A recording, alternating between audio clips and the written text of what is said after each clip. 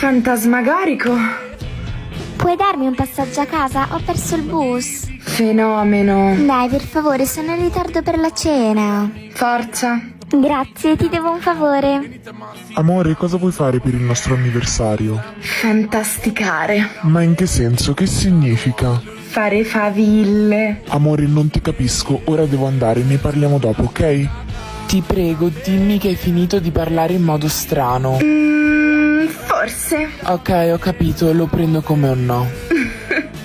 Ci credi che Luca mi ha lasciato per quella con cui mi tradiva? Fazzolettino? Sì, per favore.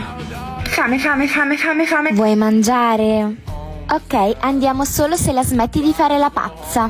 Fanculo.